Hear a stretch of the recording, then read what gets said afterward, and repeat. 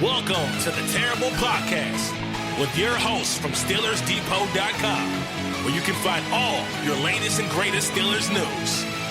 It's Dave Bryan and Alex Kozora, always lit, talking Steelers. And now, here's Dave and Alex.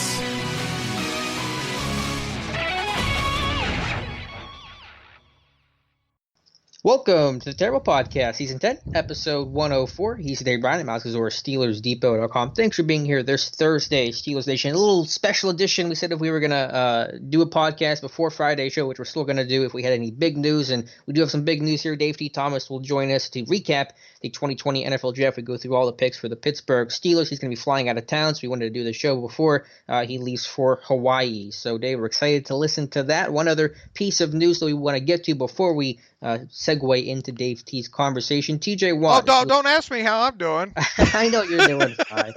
How are you, Dave? I'm doing fantastic, man. Thanks for asking. I absolutely grinding. You know how it is this time of year. Just grinding through the tape. And look, 100, Dave. Right? I am keeping it lit 100. All right, there you go. The Steelers have exercised TJ Watt's fifth-year option. No surprise there, so he's under contract through 2021. And correct me if I'm wrong, Dave, under new CBA rules, that is now fully guaranteed at the point of it being exercised, correct? That should be correct, along with, I think, still, though, his salary, and we don't know what the fifth-year option amount will be just yet for linebackers. That's not known, but I think it still runs off of the picks 11 through 32 being one set of rules, and the picks 1 through 10 being another, the higher level there. So if indeed that's the case, and I read the CBA right and all like that, probably TJ's fifth-year option amount probably be around what? Probably around 10 million, 11 million or so, right around in that number. Don't hold me to that number. That's just speculative. I got a hold of Joe Corey, and he's waiting to get those fifth-year option numbers as well. But it doesn't. You know what? It doesn't matter what the number is. Isn't that something that The Rock would used to say? It doesn't matter. You know The Rock more from the wrestling days. I know more from the movie days, so unless he's saving San Andreas. So basically, it doesn't matter what the fifth-year option number is because let's face it, this about this same time next year, we're going to be talking about probably T.J. Watt in a mega deal, either having been done or forthcoming. Probably forthcoming still at this point, a year from now, I would think. But it was just a formality to go ahead and pick up that fifth-year option before this year's deadline. It surprised absolutely nobody as far as that's concerned. And now we just sit and wait and hope that T.J. Watt can follow up his tremendous 2019 season with a even better 2020 season. And I'm confident he can. As you said, Dave, regardless of the numbers 10, 11, 12, whatever, it's going to be well below market value based on the production he's brought. So this was the biggest no-brainer decision of the offseason, just a formality in every sense of the word. But Watt and Dupree will be here for 2020, obviously, and the goal is to get both of those guys locked up long-term, or at least if Kevin Colbert's to be believed.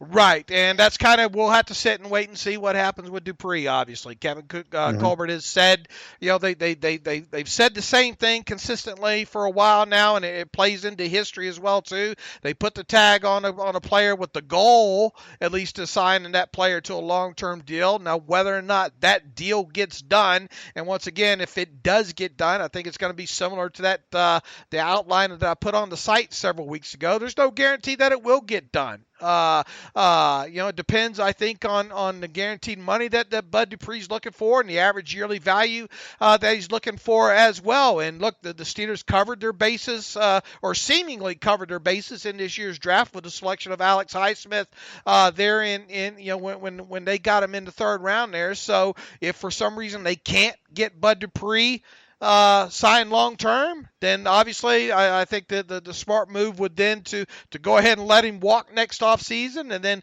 hope that Alex Highsmith has progressed enough to become your starter on the other side opposite T.J. Watt. Yeah, and speaking of Highsmith, I think it's a good time to segue into our conversation with Dave T. Thomas, who you guys love, asked for, and now you have him. So we go through the entire draft class, about a 40-minute interview with him, talking about the rest of the AFC North, some other draft thoughts to pick his brain on. So without any further delay, here is our conversation with Dave T. Thomas. Okay, and as promised, after the 2020 draft is complete, we said we would have Dave T. Thomas, the great Dave T. Thomas, who is half of the Scouts Honor podcast with Paul Crane, back on to talk about what all happened, not only with the Pittsburgh Steelers in the draft, but the rest of the AFC North as well. And with that, we welcome back to the show the great Dave T. Thomas. Dave, happy post-draft time period for you. You're fixing to head on out to Hawaii, I take it. Oh, yeah. With they're closing down everything in Europe, we were supposed to be heading over there for the NBA European camp, but that's been all but canceled. The NBA is going to have a lot of problems right now, well, at least NCAA too, because of this. One, the European players don't want to come over, so we're not going to see the talent coming over like we've seen in previous years. Two, a lot of kids from high school are now telling the colleges that they accepted scholarships for, sorry, guys, I'm going to the G League. I think that when they run their draft this year, the NBA is really going to be throwing dots on the board. But you know what it came down to? The thing that surprised me the most, the AFC, two of the teams in the AFC North actually had not only a very smart draft, but went about it like chess pieces, filling spots that they couldn't get in the draft during the free agency period. And, of course, Pittsburgh right now has walked away with 3 studs from that.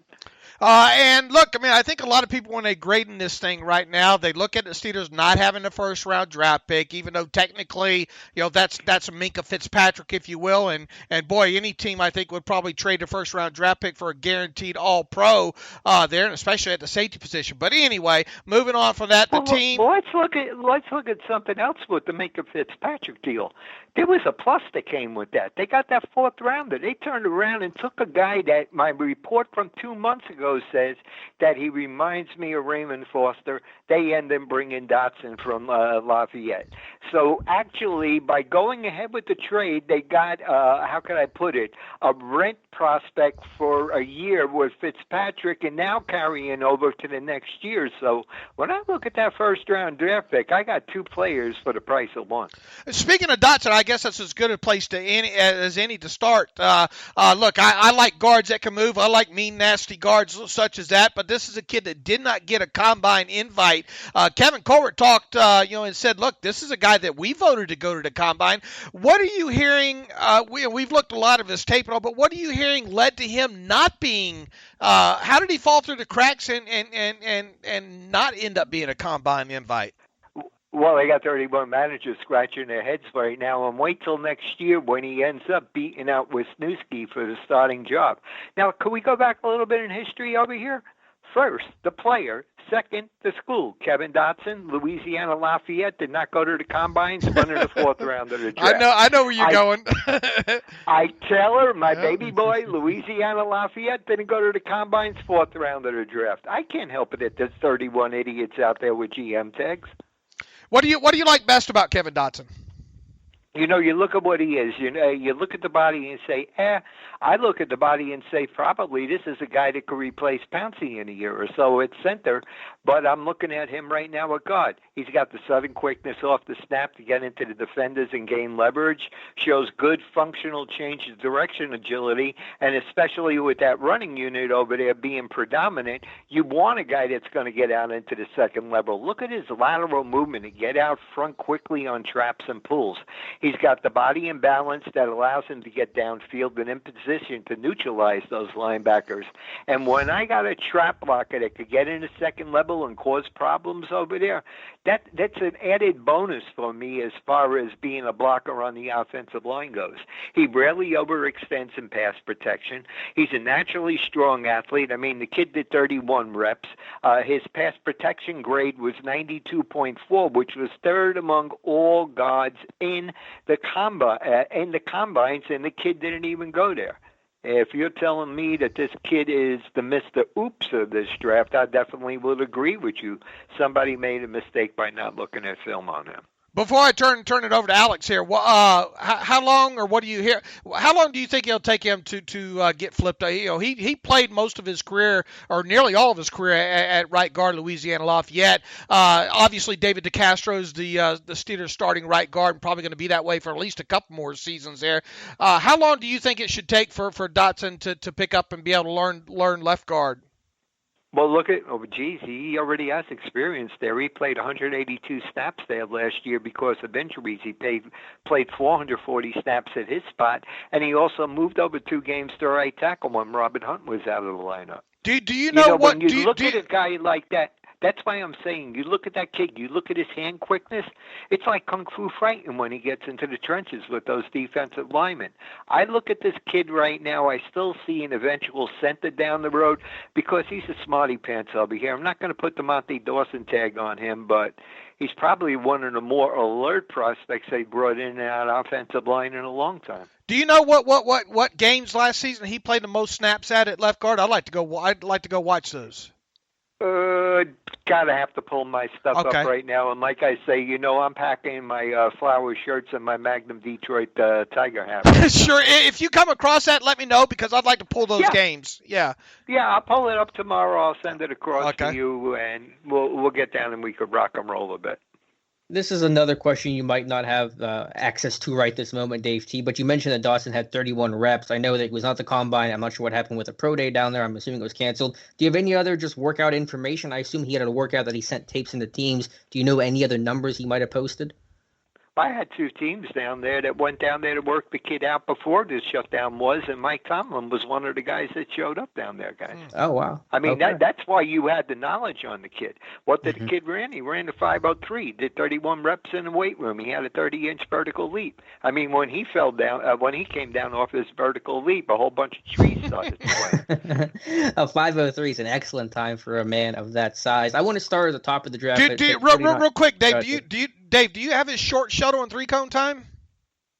I do, but not in front of my face. Just those numbers when I was doing his report came up in my thing. A couple of games over here, I just pulled the information up. Go watch the Ohio University game, pull up the Arkansas State contest, and pull up the Coastal Carolina game. Those were 3 grades that we gave him, a grade above 80. His top game was against Troy. We gave him a 92 grade. All right, God bless you. I want to start at the top of the draft for Pittsburgh at 49 with Chase Claypool. I don't know if we talked about him too much in the podcast. We had you on pre-draft, Dave D. So just give me your evaluation of Claypool coming out, what the report on him was in your estimation. Geez, if we didn't talk about him, I must have done it on my other report. But I said even before the draft, yes, everyone's going to go after the big 3, but I think the 3 most productive guys 3 years down the line, Justin Jefferson, Michael Pittman, and Chase Claypool. The thing that I'm looking at Chase is I could use him at any of the receiver positions. And don't go ahead and drink the bug juice that's up on CBS Sports right now. The guy whose name sounds like Mnuchin from D.C. and looks as ugly as him anyway, but he turns around and says the kid struggles coming out of his routes. Give me a break over here. The kid won 92% of his jump ball battles. On contested battles, he came down with the ball 58% of the time. Not only that, 61% of his yardage was gained after the catch. I don't know, if I'm a 5'10", 190-pound cornerback right now and I'm seeing a 6'4", 240-pounder with 4.4 speed coming down on me, all I'm doing is hello, Affleck. and you see him as a receiver, right? There was some debate, especially pre-combine, about, tight end versus wide receiver. You see him as a wide receiver? Well, here's what it comes down to. What's going to happen is he's going to take over the Z position. James Washington will more than likely move over the slot. Juju will stay at the split. What you're going to get from the guy this year is they're going to ease him in. Now, remember one thing, guys. We're not going to have rookie camp. The veterans are not going to have OTAs. Everybody's going to go into camp August 1st and start shaking hands with each other.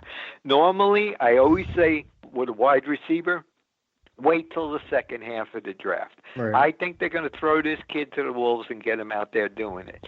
Eventually in his career, do I see him moving to a tight end? Well, it could possibly happen this season because, your team foolishly wasted their money by signing Eric Ebron. A lot of injury risk there. No, well, not injury risk. I mean, quitting risk. I mean, you look at both teams, Detroit and Indianapolis. He was the one complaining about the injuries. The doctors couldn't find anything. What's that thing they called Monashkin proxy or something like that? I think this kid was born with it. The way that Dave and I have framed the Claypool selection, at least year one, as you mentioned, guys, receivers back half of the year, A.J. Brown, you pointed out the last podcast, we kind of see him as red zone and special teams. I think the Steelers have really gushed about what he offers on special teams, 25 tackles at Notre Dame. They love what he did at the Senior Bowl. So you see a kind of a guy that can – is that accurate to say that red zone and special teams is how he's going to make an impact in year one? Remember 2-3 years ago, everybody was wondering why Detroit picked up Kenny Golladay. Who was he? Last year, all of a sudden, the whipping boy at the wide receiver spot was DK Metcalf. Do you think Detroit and Seattle are going to get rid of them right now? Claypool's better than the both of them combined. All right, fair enough. Dave, go ahead. What is the weakest part when it comes to Claypool? I mean, we've talked plenty about. We know he's a combative catcher. We know he can get down the field. We know he's a physical guy. He can block. He'll be an instant guy on special teams his rookie season. What's the one thing that you have to look out for the most with Claypool? Well, what I'm looking at Claypool is not Claypool itself. It's the system that they used up at Notre Dame. I mean, Wimbush back in 2008 before he was replaced by Book and now Book this year, neither one of those guys could throw the ball. So you're sitting out there and watching Claypool going out and creating on his own. Like I said, his rack ability was phenomenal the last 2 seasons while dealing with the quarterbacks itself.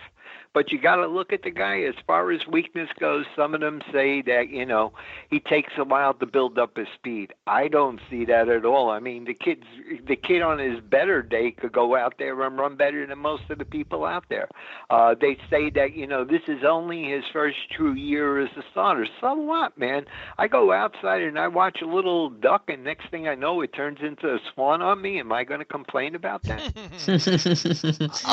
Alex Highsmith, you could sort of see this one coming. Oh, you're talking about my adopted boy here. So if you guys are even thinking about saying one bad thing about him, I'm coming out there and spanking you. Remember, it's not too far from Las Vegas. Here's the only thing I'll say bad about Alex Highsmith and his Charlotte tape.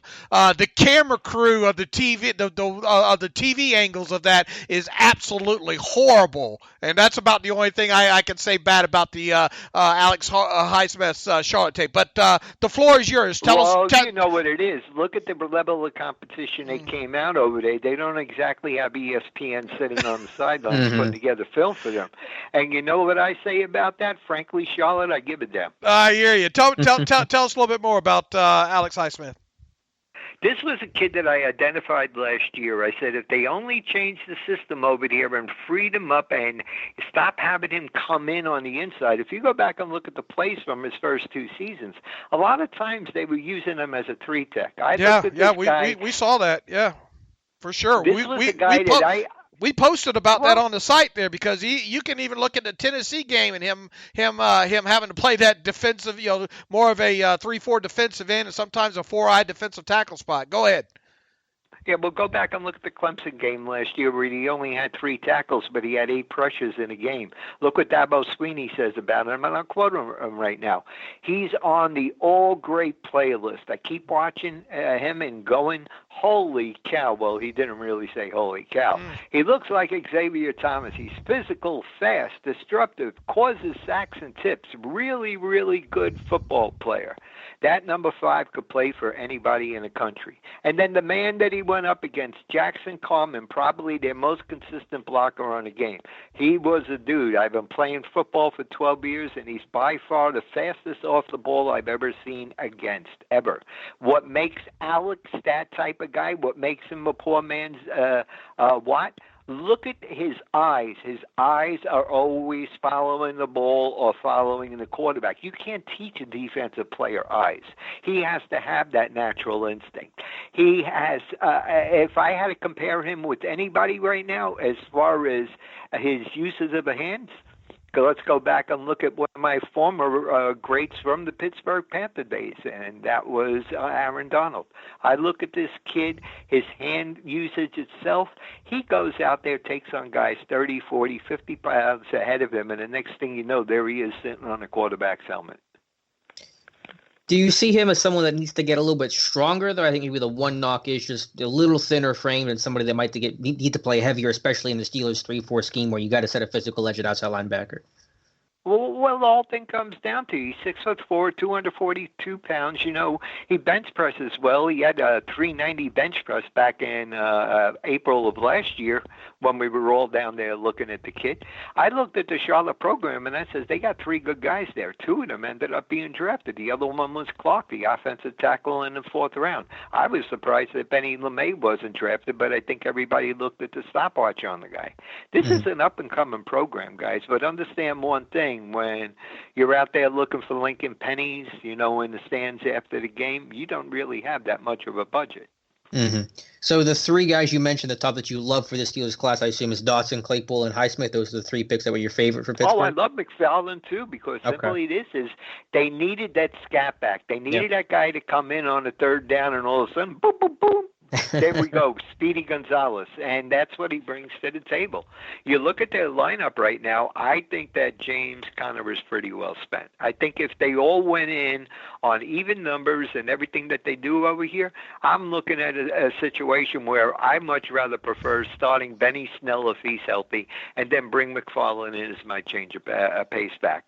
I could then use Samuel Ober as an H-back type because he's a fantastic receiver coming out of the backfield. But we've seen James Conner break down quite a bit. Yes, he is a true gentleman and everything else, but gentlemen don't wear games. I want a guy that's going to go out there, look at the field and say, home run. That's what you're going to get out of McFarland. And don't go and look at his stats last year except for one column, how many times they allowed him to touch the ball. When you're in a rotation where there's 3 guys playing and you got a coach out there with a losing record, why don't give your Moose the chance to go run with the ball? Kids average over 6 yards a carry. Right. I know he had to deal with that ankle sprain, which I imagine impacted the carries a little bit. But I was gonna go to McFarland, and I know that the big controversy is, and there's no one better to ask about this than you, Dave T. Any insight on character concerns? Maryland coaches said he wasn't an issue. There were Bob McGinn and some other guys that said that there were some character concerns about him in the locker room. What is your take on McFarland off the field? No, you got to go back. The ones that are passing out that thing is the former regime, because when it happened, when that offensive lineman was killed because they nearly tortured him in practice, McFarland was the first one to come out. McFarland was the one that led the tribe over there and said, listen, guys, we got to stand up for ourselves. We got to stand up for our fallen teammate. Next thing you know, the coach was out that year, wasn't he? Yeah. So you think there's some sort of maybe retribution from that old coaching staff trying to spread some rumors? My God, yeah, because you're looking at the coach that came in right now, and he was like Tweedledee, Tweedledum. He didn't even know anything about his guys. He didn't even know how to use that talent on the field. So you say no issue McFarland off the field is what your take is? No. He's going to come into camp, and he's going to be yes, sir, and no, sir, no, sir, and people of that. They're going to tell him, listen, just give me an angry growl, just once. This kid's going to be smiling so much when he shows up, you're going to think he's a Cheshire cat that smiles from ear to ear. Definitely a different culture. Do you see anything in the return game with McFarland? I know only one career kick returner, but it feels like he has a skill set to be an asset in special teams. Well, you look at that speed and you say, my God, let's try you over there and see what you could do. He had one. I found it on tape earlier today against his last game against Michigan State. They let him return one kickoff. He returned it 40 yards. That was the problem with Maryland, that they did not use their players to their best of their ability, and it hurt them. I think that his showing at the Combines really shocked a lot of people. People were thinking, oh, that 40 time is BS. All of a sudden, boom, he ran better than the 40 time that we really had charted on him. And meanwhile, his teammate that everybody was saying was running 4.28, he's still up in Indianapolis trying to finish the 40, Javon Lee. Antoine Brooks Jr. was the other Maryland kid that the Steelers took. We kind of felt that the Steelers might take take a kind of a tweener, hybrid type player there. But Brooks really kind of flew way under our radar there. Tell us a little bit about Brooks and what do you think about that selection? I think Mike Tomlin's son that's over at Maryland also plays for the team over there probably told Dad, listen, you got to draft Antoine Brooks or I'm going to let Mom know where you were at 3 o'clock in the morning. That was a wasted. Out of all of their picks over there, that was a wasted pick. Carlos Davis might end up being a wasted pick because they're not going to use him where they should use him. He's an interior defensive lineman. They're lining him up right now behind Tuitt and Alu at one of the defensive end spots. I don't agree with that. And then you got to look at the kid's progression during his career. This was a kid that for 3 years had a pretty clean uniform up in Nebraska. I don't think the light's going to come on with him. I think that the biggest loss you guys suffered was letting Hargraves walk out the door. Chris Wormley, you got him for what, a 7th-round draft pick? That tells you the value of what a Chris Wormley is. And then you go look at Daniel McCullers. He's been around since 2014, and it's like, you're still collecting a paycheck? What don't you like about Brooks? Why do you think that was a bad pick? Brooks misses too many tackles, and he does not play and make plays in front of him. Look at what happened last year. He had a pass-catching ratio against them. They caught 72% of the passes in front of him. What do you see as best position? Unless my brother's on the other team and I'm trying to make him look good, that hurts me. It does. Do you see him as a safety, or do you think he'd eventually kind of be an actual full-time linebacker? I would use him as a cover 2 linebacker, but I see him as special teams spotter. Right. Yeah, that's how I see it as well. And then with Davis, I mean, the light not coming on, what part of that light needs to come on? Is that a pad level thing? Is it something else? Where do you see the flaws in his game? He doesn't recognize the plays in front of him. He plays well over tackle, but he doesn't play well on the outside of the tackle, and that's why I think that playing him at defensive end is a waste of time. Okay. Dave? Dave, you said you also got some info. You like the undrafted class that the Steelers brought in this year. I think right now we're looking at what is it? I think 8 in total. I tell you, rundown on the film that Trahan Bandy out of Miami sure jumps off. That's the best thing you could have down, brother, man. I mean, I had a 4th-round grade on him. I don't know what the hell happened unless, he robbed the bank and nobody let the reports out except for the 32 general managers. You got to look at what's going on at left cornerback. Could Justin and Lane step in for Hayden? Possibly, but you look at the pedigree that Trajan brings to the table. I mean, this is a guy with 3 sacks and 7 tackles behind the line of scrimmage last year at 5'9", 185 pounds. Sooner or later, Joe's going to have to hang up his helmet. I say that give Trajan until 2021. He's your LCB. Boy, I tell you what, he's not afraid to stick his face in the fan, and that's one thing that Ike Taylor used to always say too. And boy, he is not afraid to hit you, and that jumps out on tape. What about any of these other undrafted? Oh, the kid Josiah Coatney. I mean, you look at what that kid is. This is a guy that, hey, listen, if I got to go plug and play on my defensive line, this kid's played the A gap, the B gap, over the tackle, inside, outside. This is a guy that's a really good pickup. You got to put some weight on him, try to get him up to like 325 or so, but it wouldn't surprise me if Wormley's looking over his shoulders within a couple of games into the season. I like a kid who's very raw. I look at this guy.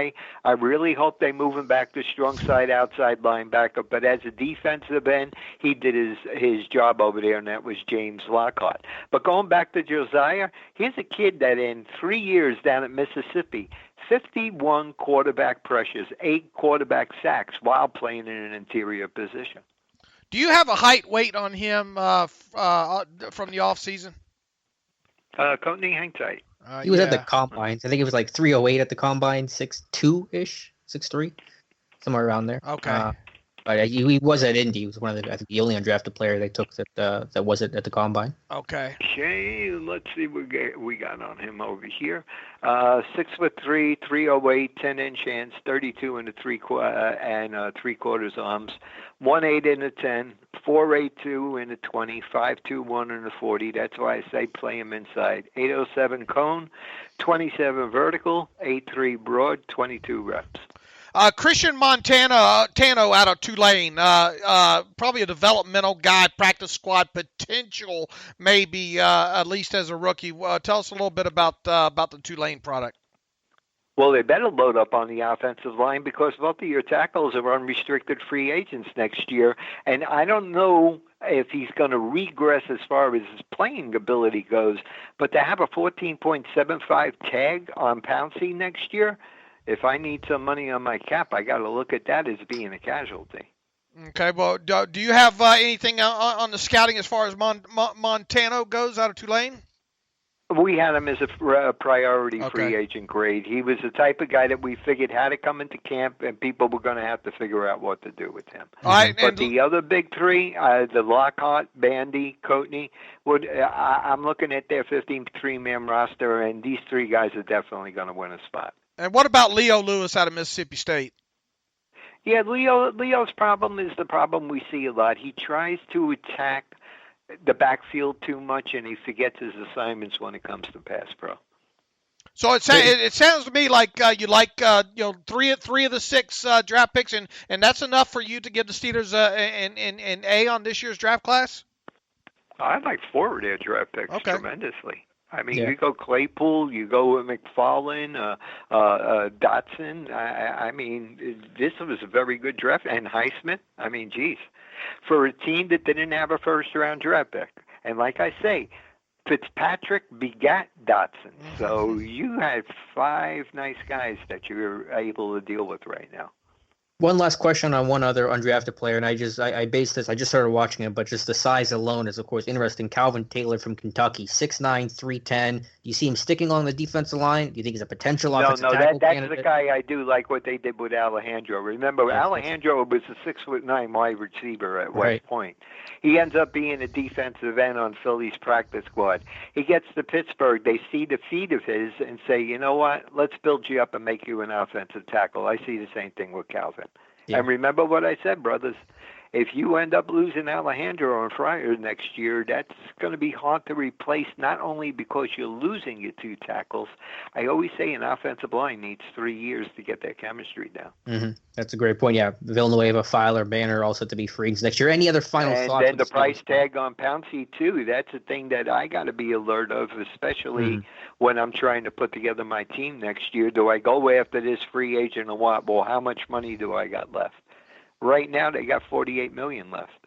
Mm-hmm. One of your readers just sent me something over, and I thought it was interesting. He says, "My brother and I are fighting over here. We're having a big struggle. If we end up in the middle of the pack of the draft next year, and Justin Fields is in the draft, well, should we go ahead and give up the farm for him?" I told him I wouldn't give up the farm, but what I'm going to have to do is give up all my pigs and cows to move up to get Justin Fields. Justin Fields, to me, is my number 2 quarterback. Tyler Lawrence is my number 3. Go up to North Dakota State. Watch film on that kid, Trey Lance. You'll see why I say he's the first pick in the draft next year. Any other final thoughts with the Steelers draft class as a whole? It seems like you're pretty happy with anything that we didn't ask you that you wanted to address. Yeah, I liked it. I loved Cincinnati's draft. I liked the way that they went. And for the first time in modern draft history, we had a team have the first pick in the draft in each round and keep it. Now, if you want to get down to Cleveland and chuckle like a bunch of silly little schoolgirls, what a draft Cleveland had. It was like, it's like me reviving my grandmother so she could say, "Davey, what the hell were you doing?" What don't you like about it? You didn't like Willis at 10? Yes, okay, I like him at 10. But this is a kid that in elementary school, in high school, at Alabama, he never played one snap at left tackle. Now, you go out and spend, $15 million plus to bring Conklin in to play right tackle? You tell the other guy to get over there and play left tackle? I look at him and I see the second coming of Eric Flowers. It's a struggle to make a move like that, especially when you spent that much time on there. Trust them, Worth stole my line, but for years I always said it's hard to move from one side of the ball to the other.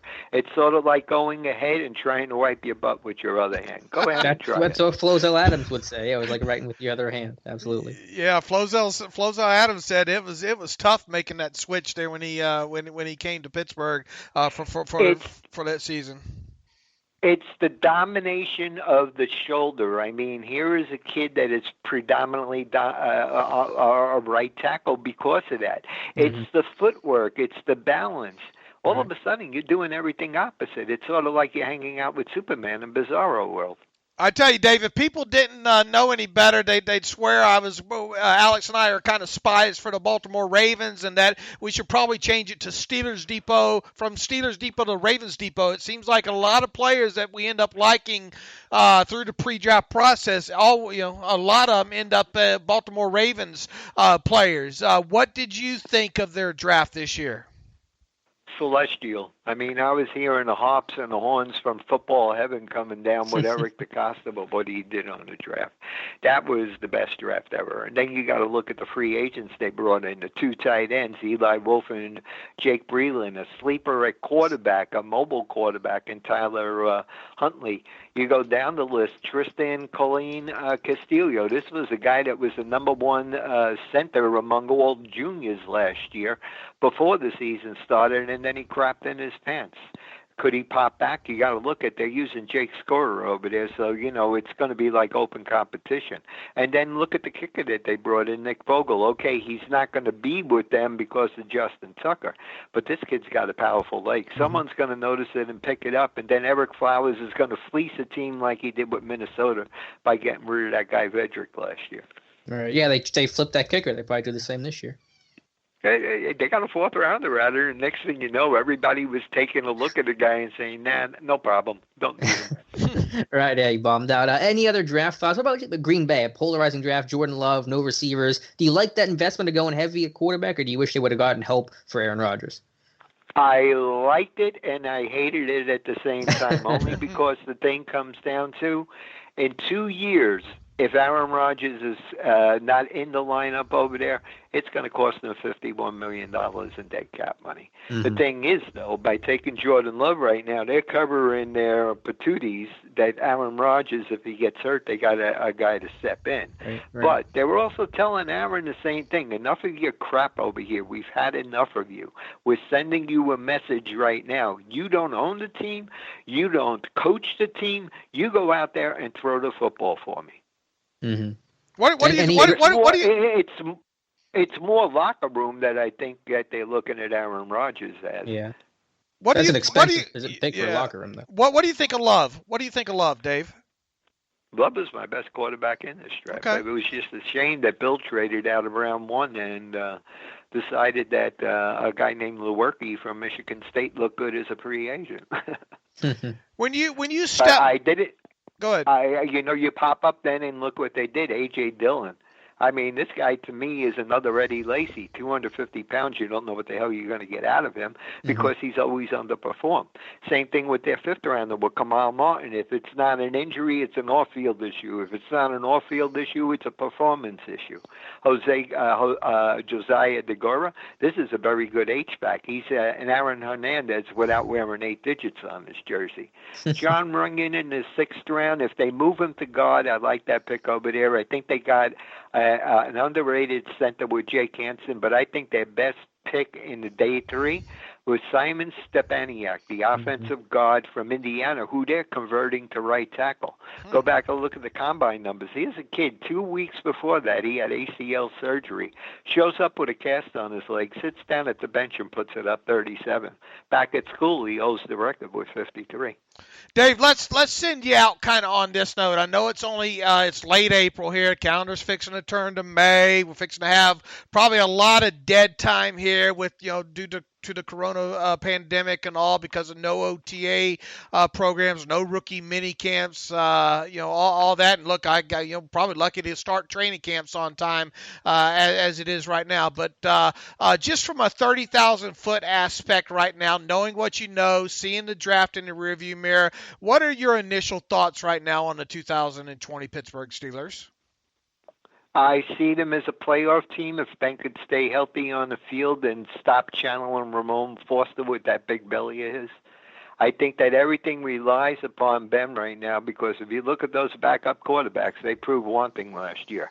Yes, they ended up 8-8, but remember, this was a team that went with a run-dominant offense. They got some good receivers there, and if you notice one thing with their receivers, they don't exactly spend on a first-round wide receiver.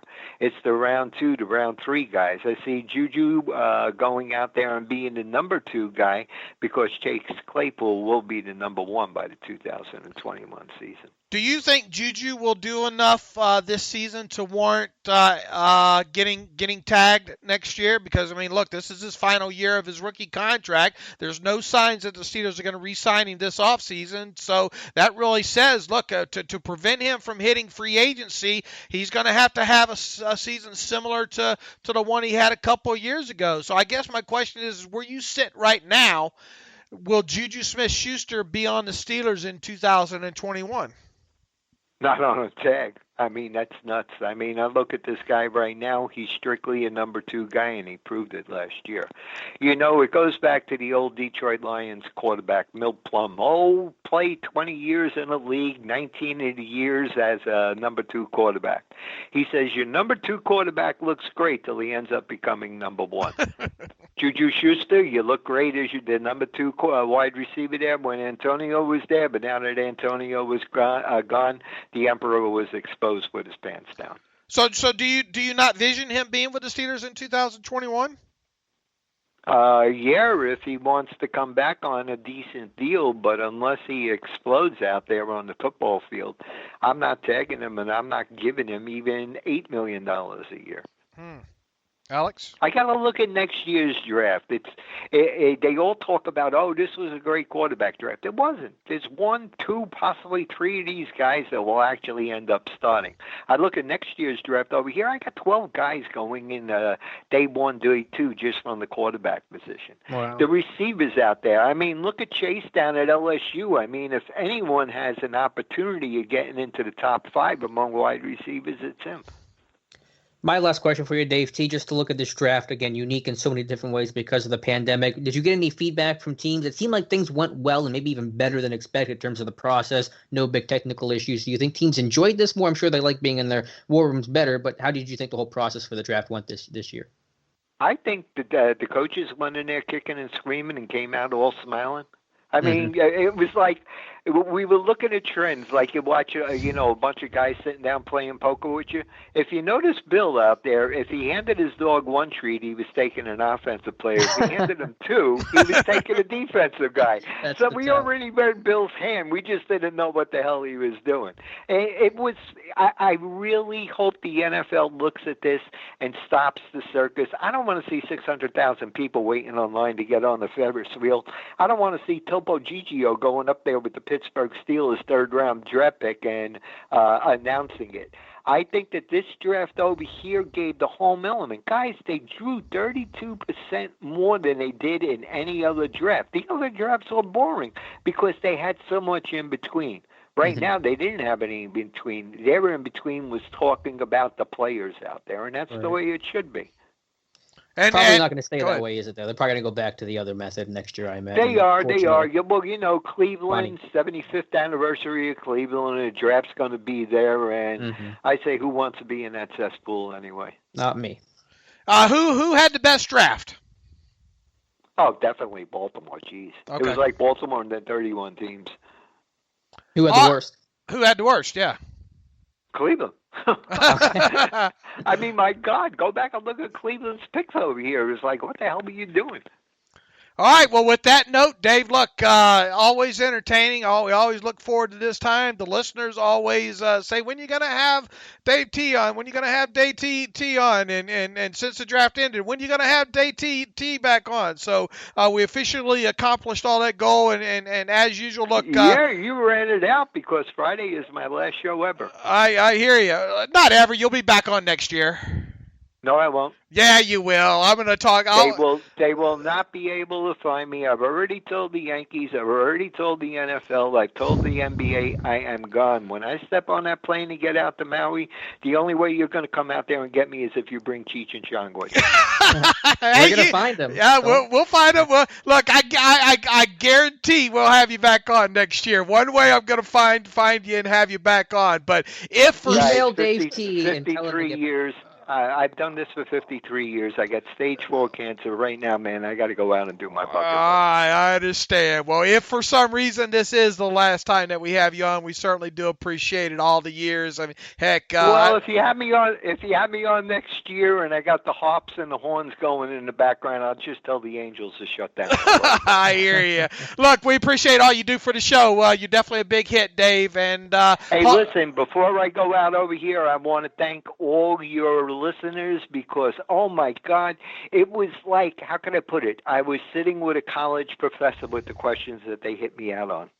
Well, one guy in particular just blew me away, and that was Tim Haber. I mean, I asked people, send me your thoughts on the AFC North, what they might do and what you would do and everything.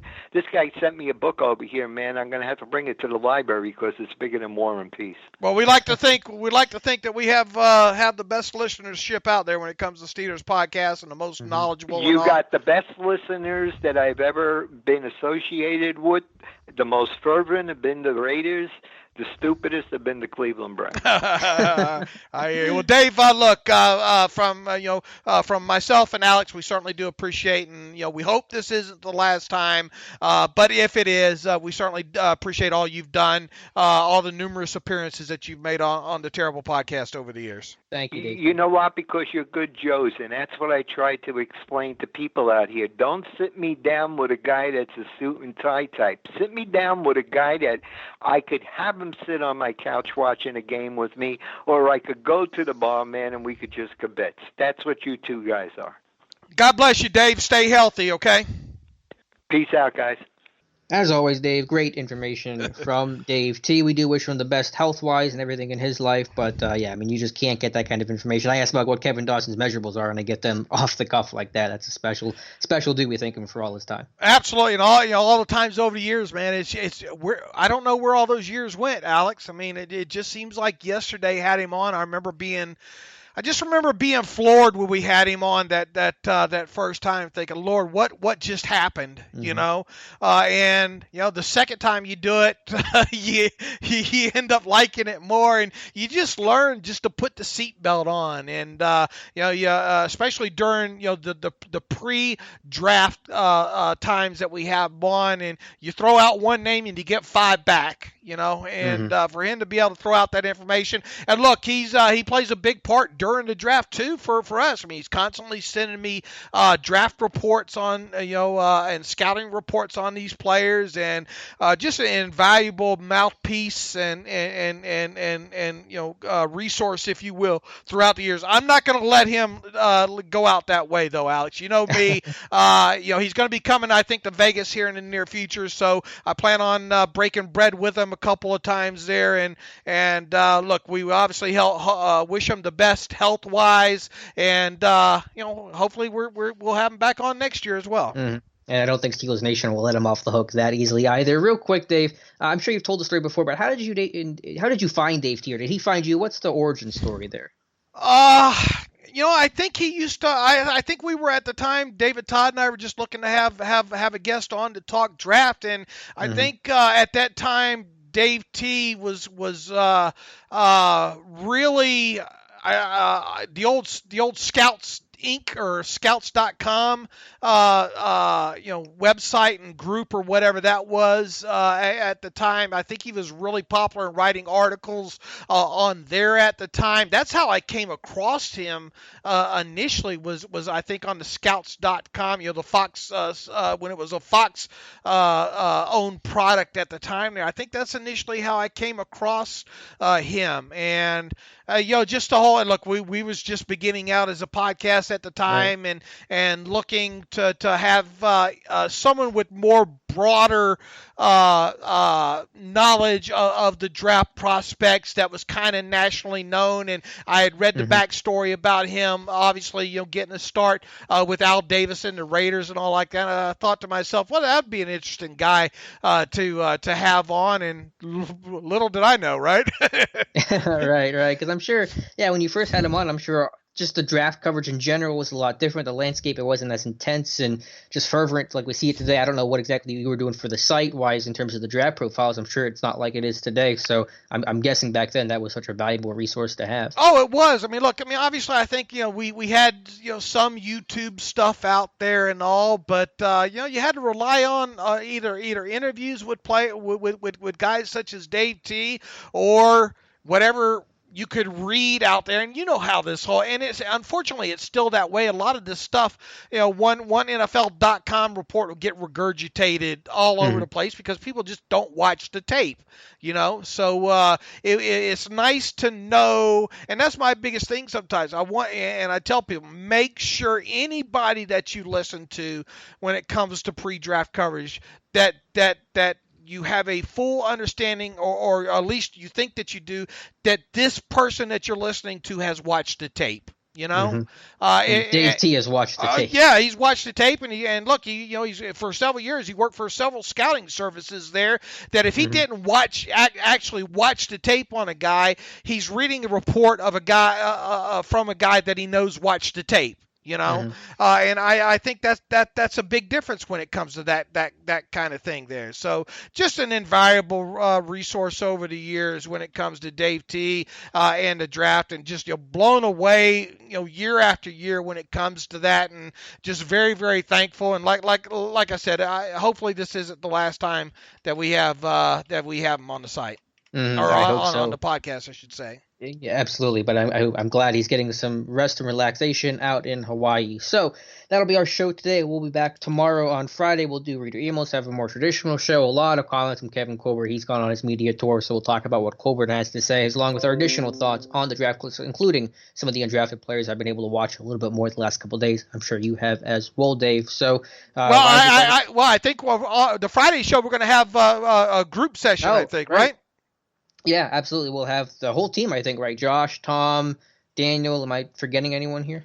Josh, Tom, Daniel, yourself, and myself, and I'm going to try to do as little talking as I can, maybe if that's possible, to let those guys get a little bit,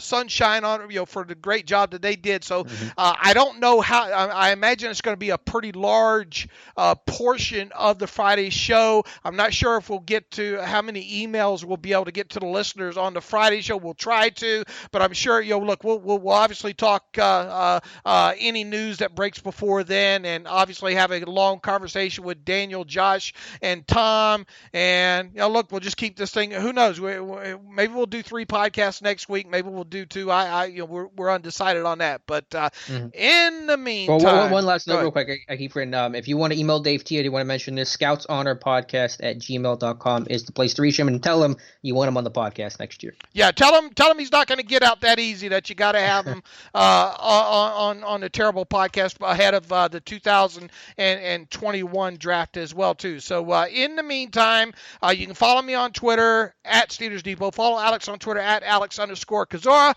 Follow the show at Terrible Podcast. Email the show, theterriblepodcast@gmail.com. If you like what we do and you want to donate to the cause, please go to SteelersDepot.com and hit the donate button up right navigational bar. And also, if you want an ad-free version of the site, I think we got about 6 more people signed up for that in like the last 24 hours or something, Alex.